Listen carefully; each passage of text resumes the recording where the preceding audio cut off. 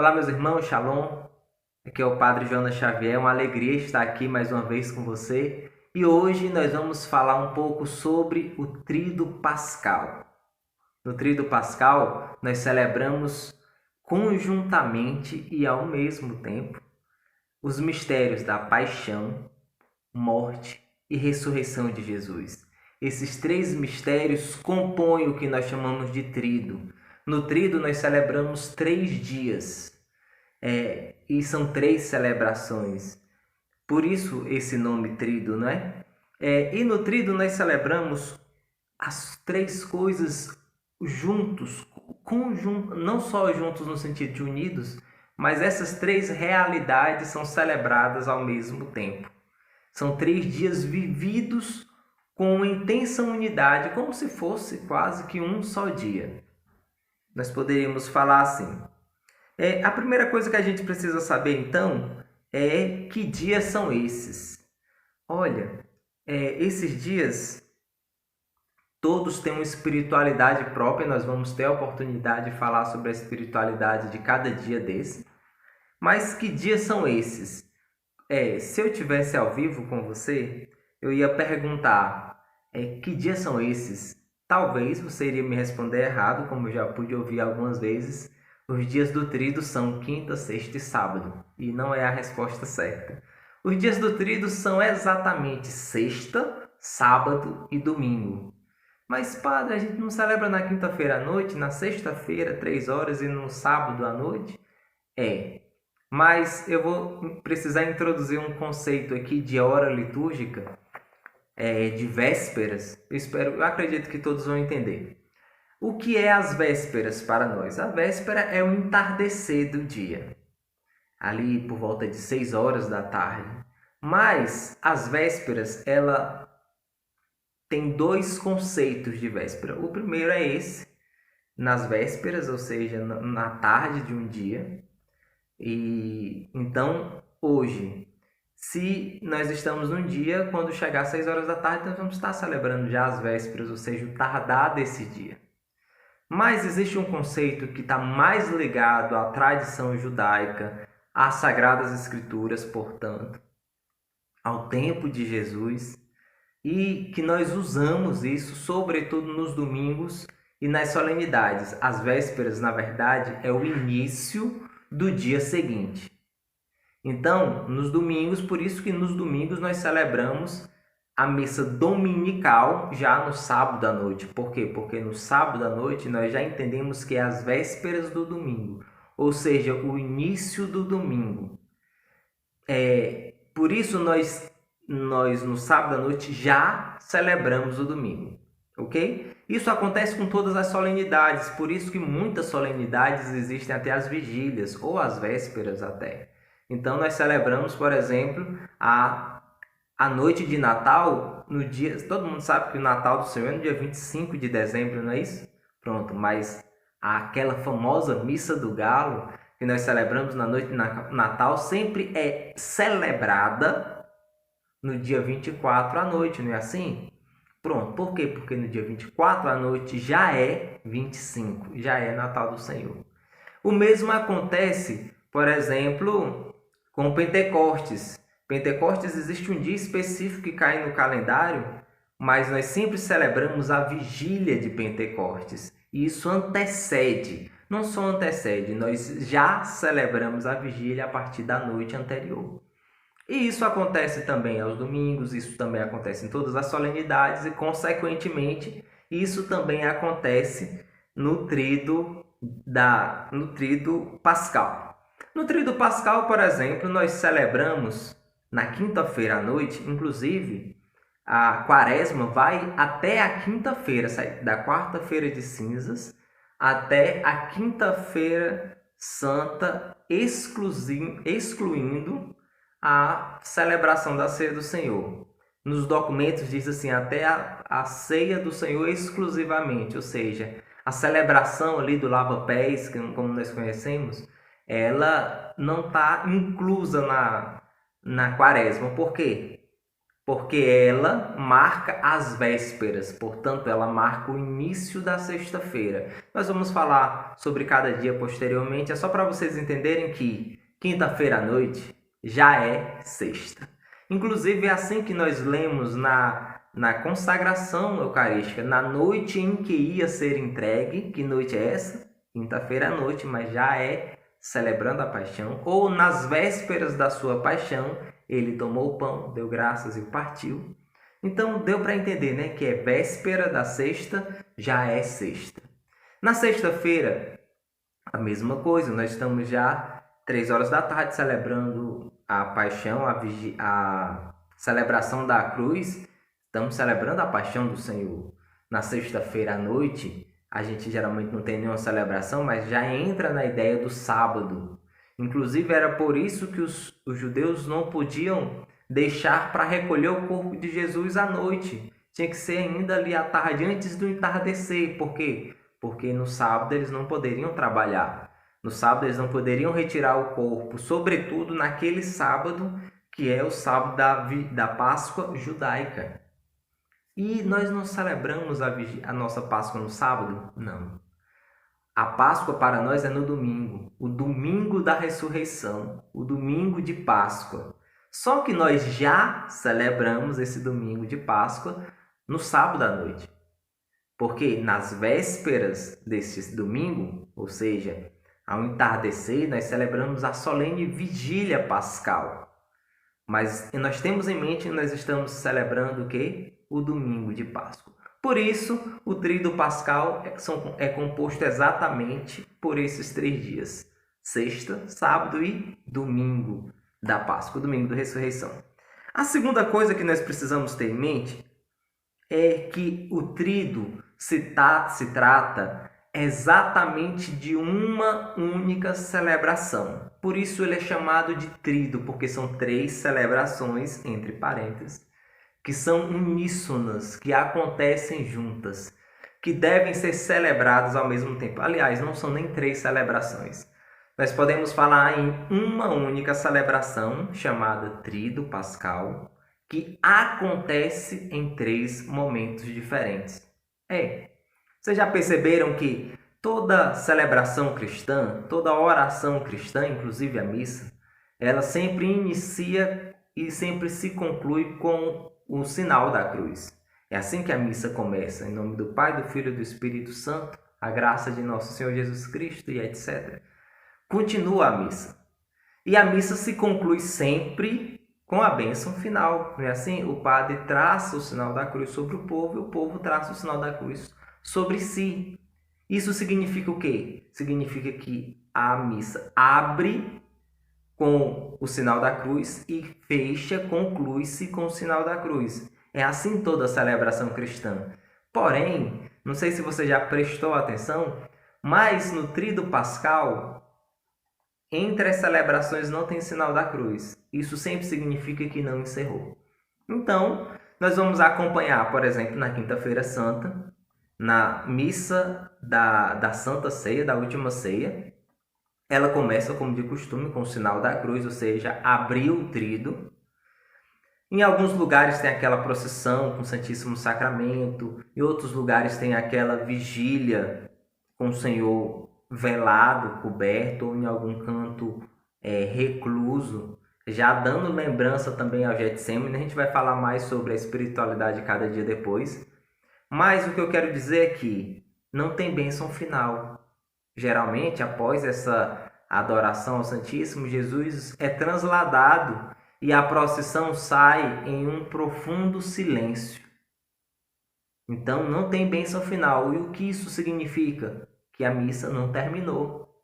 Que aquela celebração não concluiu. Vai continuar no dia seguinte. E aí a gente chega na sexta-feira da Paixão, a procissão entra num profundo silêncio. O padre se prostra ali na frente do altar e aí dá continuidade à celebração. Depois tem a adoração da cruz, tem a distribuição da Eucaristia. Mas notem, não teve em nome do Pai, do Filho e do Espírito Santo. Portanto, não está começando uma outra celebração. está continuando a celebração do dia anterior da quinta-feira. E ao mesmo tempo, depois da distribuição da Eucaristia, o Santíssimo é recolhido e a procissão sai num profundo silêncio, sem bênção final. Ou seja, o tríduo ainda não concluiu, vai continuar no dia seguinte. No dia seguinte, na solene vigília pascal, a missa geralmente começa lá fora, vocês já devem ter percebido, com o fogo santo e tal. E não tem sinal da cruz, tem a bênção do fogo. E aí o padre entra com o círio pascal, tem toda uma celebração festiva. E no final dessa celebração, aí sim vai ter a solene bênção final. Ou seja, é só depois da vigília pascal que vai ter a bênção. Então a vigília pascal vai concluir o tríduo. Deu para entender? Uma única celebração vivida em 3 momentos. Então nós vamos falar um pouco também sobre a espiritualidade de cada celebração dessa, a espiritualidade de cada dia desse. Começando pela quinta-feira. Na quinta-feira santa, o que acontece? Nós temos a última ceia, a ceia derradeira. E aí a gente pega algumas coisas importantes dessa última ceia. Primeiro, é na última ceia que Jesus institui a Eucaristia, que Jesus toma o pão, dá graças, parte, entrega a seus discípulos e depois diz para eles fazerem isso. Então ali ele institui a Eucaristia, ponto. A quinta-feira santa é um dia profundamente eucarístico. É o dia eucarístico por excelência. Inclusive, essa espiritualidade da quinta-feira santa passa para todas as quintas. É por isso que nós temos a tradição na igreja de nas quintas-feiras ter momento de adoração. Por quê? Porque a quinta-feira é um dia eucarístico. É o dia que institui-se a Eucaristia e é também o dia em que se institui o sacerdócio. É neste dia que Jesus disse para alguns homens: ei, vocês, façam isso que eu acabei de fazer, celebrem a Eucaristia. E ele institui pessoas ele dá aos apóstolos a autoridade para celebrar no lugar dele, porque sempre era ele que presidia esta celebração. Essa celebração da Eucaristia, a gente acredita que ela aconteceu outras vezes, que era comum Jesus celebrar com seus apóstolos. Existem várias passagens bíblicas que vai mostrando o relato dele na casa de Mateus, numa mesa onde ele partiu o pão. Nas várias passagens que fala da multiplicação dos pães, sempre tem ali o rito. Tomou o pão, deu graças, partiu, entregou. Parece ofertório, tomou o pão, deu graças, oração eucarística. Olhou aos céus, prefácio, santo, aclamação, tudo aquilo ali. Distribuiu, entregou aos seus discípulos em algumas partes. Fracionou o pão, era o nome que se dava nos Atos dos Apóstolos, a missa. Era a fração do pão. Enfim, existe ali o rito eucarístico. É o dia da instituição da Eucaristia, é também o dia da instituição do sacerdócio. E é interessante porque na quinta-feira, pela manhã, geralmente, infelizmente, nesse tempo de pandemia, na maioria das dioceses, não vai ser possível os bispos se reunirem com seus sacerdotes. Neste dia, vai ser adiado para algum dia que a gente não sabe ainda qual é. Na maioria das dioceses, eu acho que em alguns lugares vai ter ainda a oportunidade de fazer isso nesse dia específico. Mas é próprio da espiritualidade desse dia estar reunido o sacerdote, o bispo com seus sacerdotes, com seus padres. Por quê? Porque este é um dos nomes da Eucaristia. A Eucaristia é comunhão. É nesse dia em que os padres, os párocos, todos os sacerdotes com os bispos se reúnem e se formam e estão ali reunidos simbolizando, não só simbolizando, expressando um só corpo que é a igreja. Porque a igreja é o dia da unidade que ela celebra na quinta-feira santa. É o dia da comunhão, o dia de sermos um, é o dia que se consagra os olhos que vão ser utilizados nos sacramentos no decorrer daquele ano, para expressar que aquele óleo daquele crisma de um jovem lá do interior mais distante foi consagrado por um bispo numa missa onde estava presente todos os sacerdotes.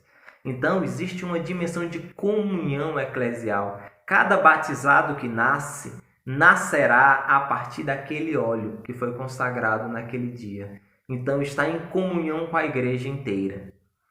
É o dia da unidade. Também é o dia que expressa o serviço. Jesus, na ceia, ele lava os pés dos seus discípulos. Ele vem servir e vem nos ensinar a servir. E diz assim: sereis felizes se praticardes isso, se entenderes e fizeres isso. Também a gente não pode separar a dimensão da ceia da dimensão do sacrifício. Vocês lembram que eu falei sobre a unidade da celebração, a paixão, morte? Pronto. Nessa ceia já há a paixão. A ceia derradeira, ela se encerra com o Getsemane. É assim que conclui, com aquele convite à vigília. Jesus no Getsemane fez isso, né? Ele falou para Pedro e para os outros apóstolos que estavam ali com ele: não podem adorar pelo menos 1 hora comigo nessa noite? E é este o convite que a igreja faz após a ceia.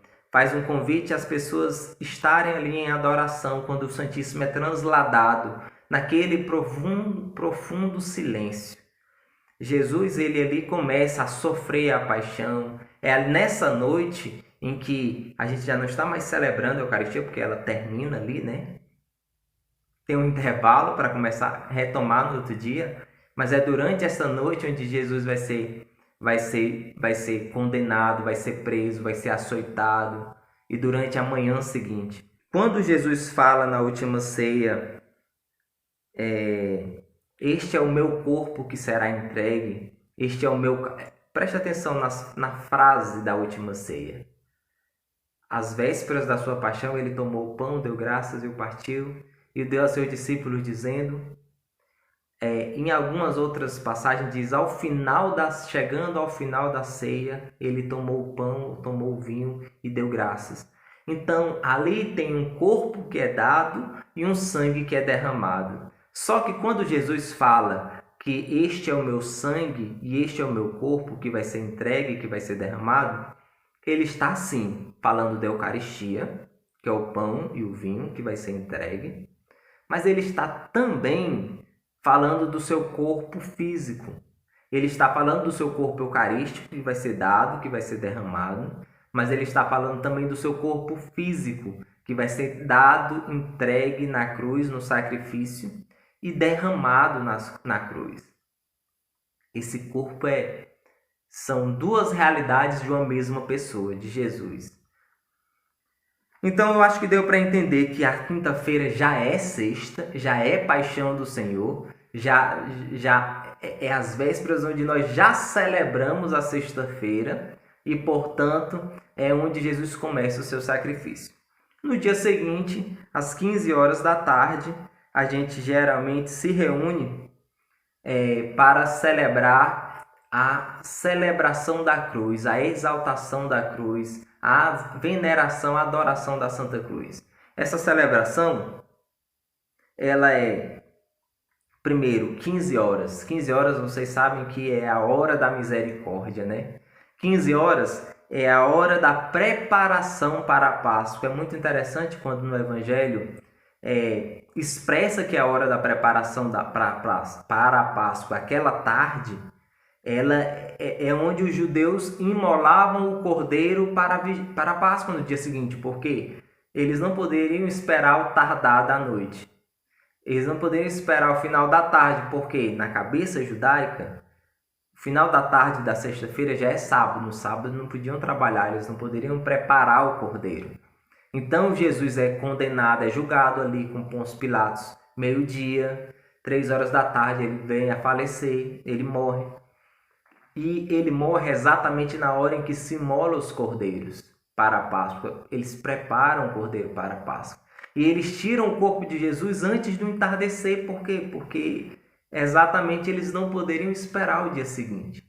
Este é o dia santo, esta é a hora santa. No Evangelho de João fala muitas vezes sobre a hora. A hora não chegou, a minha hora ainda não chegou. Que hora é essa? A hora da cruz é a hora dele ser exaltado, dele ser glorificado, dele ser levantado na cruz. Foi para esta hora que eu vim. Portanto, a hora aqui é a hora do sacrifício, é a hora da obediência. E isso está na espiritualidade da sexta-feira. Por isso nós fazemos jejuns na sexta-feira santa. Mas não só na sexta-feira santa. Essa espiritualidade penitencial de sacrifício perpassa todas as sextas-feiras na liturgia. Por isso, toda sexta-feira ela acaba tendo um tom penitencial. É aqui onde a igreja motiva, é nesse dia que se repete durante as semanas do ano, que a igreja motiva o jejum, os sacrifícios, as orações penitenciais. É a hora onde a cruz é revelada e é venerada. É muito belo quando na celebração da cruz, ela começa com as cruzes veladas, escondidas. Por quê? Porque algo vai ser revelado na cruz. O que vai ser revelado na cruz? Que aquele homem verdadeiramente é o Filho de Deus. É isso que aquele centurião romano expressa admirado quando vê o sangue e a água jorrando do seu lado. E aqui não tem como nós não fazermos uma comparação com a Eucaristia. O sangue do batismo, o sangue da Eucaristia e a água do batismo. Chegamos então ao sábado, o dia do silêncio. No sábado santo, naquele silêncio penitencial ainda, nós não temos nenhuma celebração durante o dia. Mas aqui a gente lembra de algumas coisas. Primeiro, o dia do silêncio. Nós temos uma espiritualidade profundamente silenciosa, contemplativa, meditativa nesse dia. E isso perpassa todos os sábados. É um dia profundamente mariano. Por quê? Nós não temos o nosso Senhor. Vamos acorrê-lo à sua mãe. Foi isso que aconteceu depois da morte de Jesus. Maria sempre estava junto com os apóstolos. Isso a gente vê em Pentecostes, nas narrativas ali dos Atos dos Apóstolos. Jesus não estava, então a gente acorre à Virgem Maria. A Virgem Maria é esse seguro porto. Se nós não temos Jesus, nós nos aproximamos dela. E isso torna o sábado um dia mariano. E essa espiritualidade mariana do sábado, sabática, ela não só marca esse sábado, mas marca todos os sábados na liturgia. Por isso, cada sábado a gente normalmente celebra as missas votivas à Nossa Senhora. É o dia também que nós celebramos a descida à mansão dos mortos. A igreja faz essa menção do que está no credo.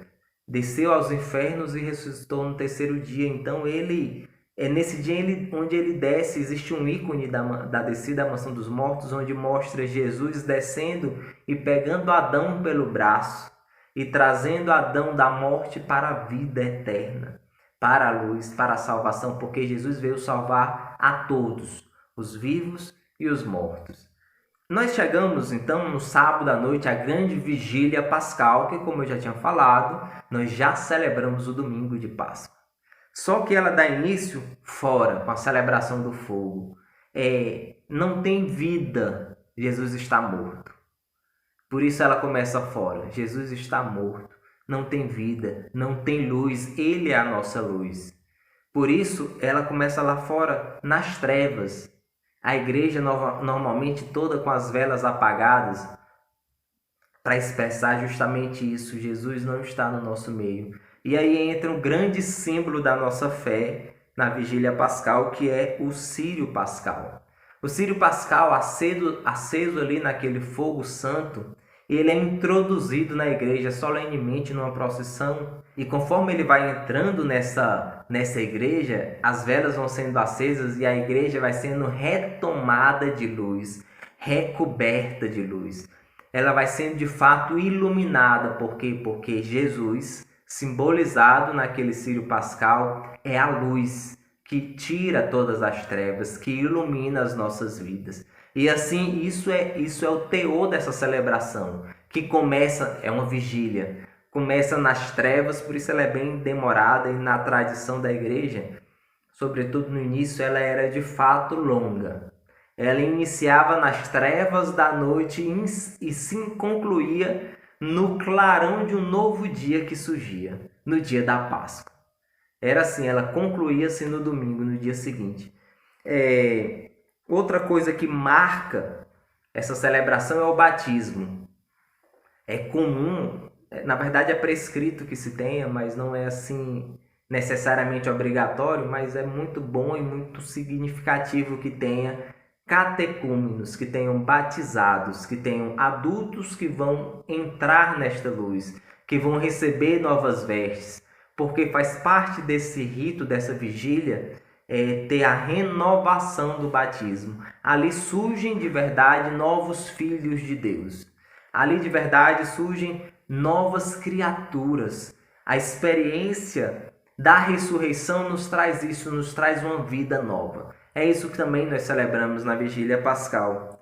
A Vigília Pascal ela é marcada pela história da salvação, por isso existem várias e várias leituras. Se eu não me engano, são 9 leituras, com 9 salmos, com mais uma leitura do Novo Testamento, com mais o Evangelho, fora a sequência pascal que é cantada ainda antes. Então é uma celebração bem extensa, bem longa, porque é importante meditar aqui, é próprio da espiritualidade da Vigília Pascal, entender a história da salvação. Deus se encarna, não de uma vez só, ele foi revelando-se na história da salvação, até chegar ao ápice da revelação, quando Jesus se encarna e morre na cruz. E morrendo na cruz revela quem ele é, e ressuscitando conclui esse trido, conclui a sua revelação, conclui a história da salvação. É, por fim, o dia da ressurreição. Já é o domingo. A Vigília Pascal, nós já celebramos o domingo, e no domingo nós celebramos a ressurreição. Jesus, aquele mesmo que morreu na cruz, ele está vivo, redivivo, com as marcas gloriosas trazendo, para mostrar que ele é aquele que viveu, que ressuscitou, que venceu a morte, que nada pôde detê-lo, e que ele vem ao nosso encontro nesta santa celebração. Por isso, meus irmãos, eu desejo a todos uma santa Páscoa desde já, uma feliz Páscoa. Desejo que você de fato possa viver e mergulhar profundamente no trido pascal. Infelizmente, muitos de nós não vamos poder acompanhar esses ritos de forma presencial, mas eu espero que esse vídeo de fato tenha ajudado você a viver um pouco melhor esta celebração, muitas vezes de forma virtual ou pela televisão. Ok? Um grande abraço, o Senhor esteja convosco, Ele está no meio de nós. Desça sobre todos vós a bênção de Deus Todo-Poderoso, Pai, Filho e Espírito Santo. Amém. Vamos em paz, meus irmãos, que o Senhor esteja sempre convosco.